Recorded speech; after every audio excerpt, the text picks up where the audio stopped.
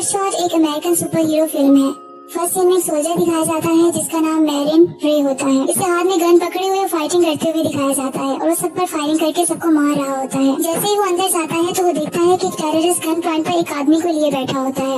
वो रे को देखकर कहता है कि अपनी गन को नीचे फेंक दो। उसके बाद रे कहता है कि तुम्हें क्या चाहिए, तो वो हेलीकॉप्टर की डिमांड करता है। इस पर रे कहता है अगर तुम्हें हेलीकॉप्टर चाहिए तो मुझे फोन करने दो। जैसे ही वो टेररिस्ट फोन की तरफ इशारा करता है तो मौका पाकर रे इस पर फायरिंग करके इसे मार देता है और वो आदमी जो गन पॉइंट पर था बच जाता है। नेक्स्ट सीन एविएंटो एयरबेस से शुरू होता है। बहुत से सोल्जर्स एयरक्राफ्ट और हेलीकॉप्टर से उतर रहे होते हैं जहाँ मैरिन रे ऊंची आवाज में बोलता है कोई भी मिशन बहुत मुश्किल नहीं होता और ना ही कोई कुर्बानी बहुत असीम होती है और सब ड्यूटी फर्स्ट की आवाज लगाते हैं। इसी तरह रे पास खड़ी अपनी वाइफ से मिलने चला जाता है। ये एक कामयाब रेस्क्यू ऑपरेशन होता है और ये अपनी वाइफ के साथ इटली में मुंबासा में चला जाता है जहाँ वो अपनी छुट्टियां गुजारते हैं। लेकिन अनलकीली वहाँ इनको किडनैप कर लिया जाता है मार्टिन एक्स की तरफ से। एक्चुअली मार्टिन एक्स मुंबासा की हॉस्टेज ऑपरेशन के बारे में मालूमात इकट्ठी करना चाहता है और वो इससे बहुत कुछ पूछता है। लेकिन रे कहता है कि तुम मुझसे कुछ भी पूछ सकते हो, लेकिन मैं इस बारे में कुछ नहीं जानता। इसके बाद रे अपनी वाइफ को कहता है कि सब कुछ ठीक हो जाएगा, लेकिन किडनैपर कहता है कि अब कुछ ठीक नहीं होगा और उसकी वाइफ का मर्डर कर देता है। रे बहुत स्ट्रेस में आ जाता है और चिल्ला कर कहता है कि मैं कसम खाता हूँ कि मैं तुमसे फाइट करूंगा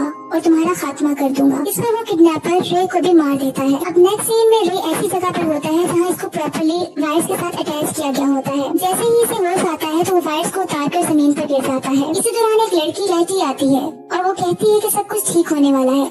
फिर एक नया किरदार डॉक्टर हार्टिंग सामने आता है जो कि रे को welcome to rising spirit technology कहता है और बताता है कि मैं डॉक्टर हार्टिंग हूँ और कहता है कि तुम्हारा जाग जाना एक बहुत बड़ा फिनोमेना है। उसके बाद वो रे को बताता है कि यूएस मिलिट्री ने तुम्हारी बॉडी को हमें डोनेट कर दिया है और तुम मर गए थे। एक्चुअली डॉक्टर हार्टिंग इसको सुपर पावर के तौर पर इस्तेमाल करने के लिए लाता है और अपनी ऑर्गेनाइजेशन में इसको अपने हथियार के तौर पर बना लेता है। डॉक्टर हार्टिंग कहता है तुम पहले हो जिसको हमने कामयाबी से वापस लेकर आए हैं और बहुत ही खूबसूरती से ये हुआ है। तुम पहले हो जिसको सेकंड चांस मिला है। डॉक्टर हार्टिंग इस आदमी को बताता है कि हम यूएस मिलिट्री के लिए एक कीमती एसेट बिल्ड कर रहे हैं और हमारे पास एक्सपर्ट्स हैं जो कि सोल्जर्स को तेज और ज्यादा ताकतवर बना देंगे। फिर वो डॉक्टर हार्टिंग एक्सपेरिमेंट करता है। जैसे ही वो रे के हाथ पर जख्म लगाता है तो इसका जख्म बहुत जल्दी रिकवर हो जाता है। एक्चुअली ये बायोमैकेनिकल कंस्ट्रक्ट होता है जो कि बहुत तेजी से रिएक्ट किया जाता है। डॉक्टर हार्टिंग से बताता है कि ये टेक्नोलॉजी के जरिए बहुत से डैमेज टिश्यूज को फौरन ठीक कर लिया जाता है। इसके बाद कैटी कहती है कि तुम कौन हो जो तुम नहीं जान सकोगे क्योंकि तुम्हें क्लासिफाई कर लिया गया है। और डॉक्टर हार्टिंग कहता है वो तुम्हारा मासी था लेकिन ये तुम्हारा फ्यूचर है। फिर डॉक्टर हार्टिंग अपने बारे में बताता है कि मैं टेनिस प्लेयर था और चैंपियन था और 15 साल की उम्र में मुझे कैंसर हो गया था और मेरी बाजू को काट दिया गया। उसके बाद फिर वो अपनी बाजू रे को दिखाता है जो कि एक नई बाजू एक मैकेनिकल वे से लगा दी गई होती है और बहुत ताकतवर होती है। फिर इस तरह वो रे को ये भी बताता है कि अगर बहुत से सोल्जर्स अपनी बाजू खो देंगे तो हम उनके साथ एक नई बाजू लगा देंगे जो कि और ज्यादा ताकतवर होगी। इसके बाद वो अपने मुख्तलिफ पेशेंट से इसको मिलवाता है जिसमें जिमी भी होता है और बहुत सारे दूसरे भी पेशेंट्स होते हैं। इनमें से वो बताता है कि ये और ज्यादा ताकतवर हो गए हैं क्योंकि जिमी ने अपनी टांगे खो दी नहीं, उनको आर्टिफिशियल लेग्स लगा दी गई हैं। जबकि जो दूसरा इसका पार्टनर होता है वो अपनी आंखें खो देता है जबकि वो कैमरास उसके ऊपर एडजस्ट कर दिए जाते हैं जिसकी वजह से इसका बिल्कुल जो एफिलिएशन होती है डायरेक्टली ऑप्टिक नर्व से मिल जाती है और वो हर चीज को देख सकता है। नेक्स्ट सीन में जब रे सोकर उठता है तो इसमें एक्स्ट्रा एनर्जी आ जाती है। वो पिलर को पंच करके बहुत ज्यादा पंच करता है लेकिन इसके हाथ को कोई नुकसान नहीं पहुंचता बल्कि पिलर टूट जाता है और वो हैवीएस्ट डंबल भी आसानी से उठा लेता है। फिर वो कैटी से मिलता है जो कि स्विमिंग कर रही होती है और कहता है कि ये नाइटमेयर है कि मेरे पास मेरी मेमोरीज नहीं है। फिर कैटी इसको ड्रिंक देती है। जैसे ही वो ड्रिंक पीता है तो इसके माइंड में फ्लैशबैक चलने लगता है और इसको इसकी वाइफ का मर्डर और इसकी वाइफ की सारी मेमोरीज आना शुरू हो जाती है। वो गुस्से से टेबल पर अपना हाथ मार देता है और फिर जल्दी से बाहर निकल जाता है अपना बैग लेकर। डॉक्टर हार्टिंग कैमरा के थ्रू सब कुछ देख रहा होता है और कहता है ये कहाँ जा रहा है। वो अपने असिस्टेंट को कहता है कि चैनल को जल्दी से ओपन कर दो। फिर वो रे से पूछता है कि तुम कहाँ जा रहे हो। रे कहता है तुम मुझसे किस तरह बात कर सकते हो। तो डॉक्टर हार्टिंग बताता है कि तुम्हारे अंदर बिलियन वायरलेस प्रोसेसेस चल रहे हैं और ये ब्रेन में तुम्हारे साथ ये वायर्स जुड़ी हुई हैं। तुम्हें वापस लौट कर आना है। हम सिर्फ वो लोग हैं जिन्हें तुम जानते हो। इस पर रे कहता है कि मेरी बीवी थी जिसका मर्डर हो गया था, मुझे इसका कंफर्म करना है। उसके बाद डॉक्टर हार्टिंग पूछता है कि किसने किया है मर्डर। इसके बाद वो बताता है मार्टिन एक्स का नाम लिया जाता है। डॉक्टर हार्टिंग कहता है कि तुम्हें वापस आने का कहता हूँ क्योंकि तुम एक $multi-million प्रोजेक्ट हो। लेकिन रे इसकी बात नहीं सुनता और पायलट की सीट पर बैठ के जहाज पे निकल जाता है। अब जिस लोकेशन को आइडेंटिफाई किया गया होता है वो कोलालमपुर की होती है जो बुदापेस्ट होती है। अब एक जगह दिखाई जाती है जहाँ मार्टिन एक्स को गाड़ियों में ले जाया जा रहा होता है। जब वो टनल से गुजरते हैं तो वहाँ की लाइट्स ऑफ हो जाती हैं और अचानक से एक ट्रक आकर वहाँ टकरा जाता है। अभी मार्टिन एक्स गाड़ी में बैठा होता है और पास पहुंचे 2 आदमियों को कहता है कि मुझे बाहर जाने दो। इसी तरह वहाँ रे पहुंच जाता है और बहुत सारे लोगों से फायरिंग शुरू कर देता है। मार्टिन चिल्लाता है कि मुझे इस कार से बाहर निकालो। रे पर फायरिंग की जाती है लेकिन इस पर किसी चीज का कोई असर नहीं होता क्योंकि इसे सुपर ह्यूमन पावर बना दिया गया होता है। इसका सारा जमीन पर गिरा हुआ खून इसके अंदर चला जाता है और जल्दी इसकी रिकवरी हो जाती है। दूसरी तरफ आम बॉडीगार्ड्स और सब उसके बॉम्ब से और गन से अटैक करते हैं लेकिन रे का कुछ नहीं बिगड़ता। आखिर वो मार्टिन एक्स की गाड़ी की तरफ बढ़ता है और इसका मर्डर कर देता है। अगले सीन में कोल एयरफील्ड को दिखाया जाता है जहाँ रे अपनी जीप में वहाँ जाकर पहुँच जाता है। वहाँ साइंटिस्ट के पेशेंट जिमी, मार्कस एंड केटी उसका वेट कर रहे होते हैं और उसको दोबारा लेबोरेटरी में वापस लाया जाता है।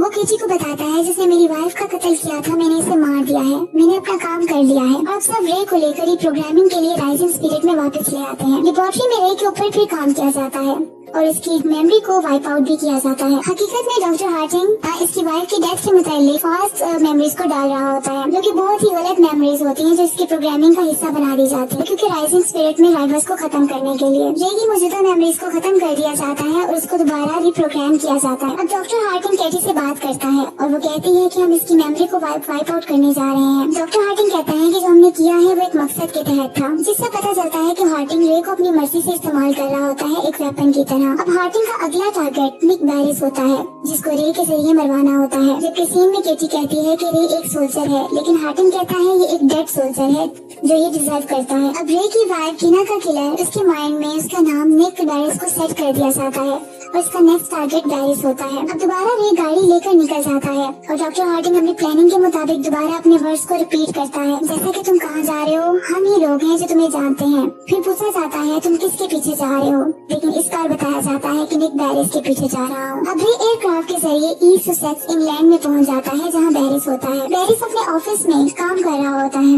इसी दौरान इसका प्रोग्रामर विल्किंस एक केस लेकर आता है जिसमें EMP बॉम्ब होता है। इस पर डॉक्टर हार्डिंग अपने कैमरा के थ्रू सब कुछ देख रहा होता है। ये सब पर अटैक करना शुरू कर देता है। थोड़ी देर में रे बैरिस के पास पहुंचता है और कहता है कि तुमने मेरी वाइफ का मर्डर किया है। इस पर बैरिस कहता है ये झूठ है जो तुम नहीं समझ रहे हो। रे जाने के लिए रे इसका मर्डर कर देता है और फिर बाहर चला जाता है और जाकर बेहोश हो जाता है। वो बेहोश हो जाता है तो उसको विल्किंस जो उसका प्रोग्रामर था बैरिस का वो उसको अंदर ले जाता है। डॉक्टर हार्टिंग की लैब में सिग्नल लॉस्ट का साइन आता है। जब रे को दोबारा होश आता है तो वो विल्किंस पर अटैक करने लगता है तो विल्किंस कहता है कि मैं फ्रेंडली हूँ।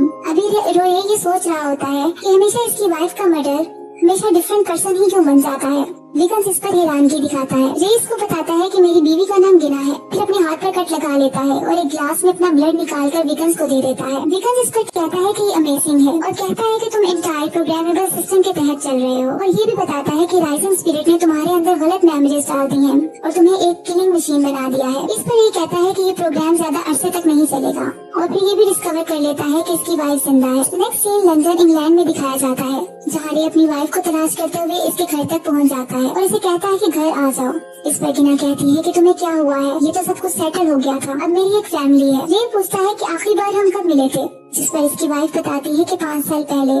ये सुनकर रे बहुत हैरान हो जाता है। फिर रे वहाँ से चला जाता है और बहुत रोता है। वो गाड़ी में जा रहा होता है। जिमी और इसका साथी अपनी गाड़ी लेकर रे की गाड़ी को बहुत बुरे तरीके से हिट कर देते हैं और इस तरह इस पर फायरिंग भी स्टार्ट कर देते हैं। रे को जैसे ही बुलेट लगती है तो इसका वो जिस्म का हिस्सा ब्लू हो जाता है और वहाँ से रे एक चिप निकालता है और भाग जाता है। जिमी अपने साथी के साथ इसको ट्रैक करने की कोशिश करता है। जैसे ही वो बुलेट्स को हवा में फायर करता है तो वो कैमरास बन जाती हैं, जिससे रे की लोकेशन का पता चल जाता है। रे पर फायरिंग की जाती है लेकिन रे एक पुलिस कार से गन्स को छीनकर फायरिंग स्टार्ट कर देता है। अब जिमी के साथ इसकी फाइट चल रही होती है और ये पब्लिक रोड पर गिर जाते हैं। इसी दौरान एक ट्रक आता है जो कि इन दोनों के ऊपर से गुजर जाता है, जिसमें से रे को कुछ नहीं होता और इसकी रिकवरी हो जाती है, जबकि जिमी की टांगें अलग हो जाती हैं जो कि आर्टिफिशियल होती हैं। थोड़ी देर में जिमी इसकी बैक में डिवाइस को स्टैप कर देता है जिससे दोबारा वो रे बेहोश हो जाता है। अब कैची रे के लिए थोड़ा फ्रेंडली बन जाती है, जबकि लैब में जब डॉक्टर हार्टिंग इसको कुछ कमांड्स देता है विल्किंस के बारे में तो वो नहीं मानती। इस पर वो उसकी ब्रीथिंग सिस्टम को रोक देता है जिससे कैटी की तबीयत खराब हो जाती है और उसके बाद वो मान जाती है और विल्किंस को ढूंढने निकल जाती है। नेक्स्ट सीन में कैटी सोहो लंदन में होती है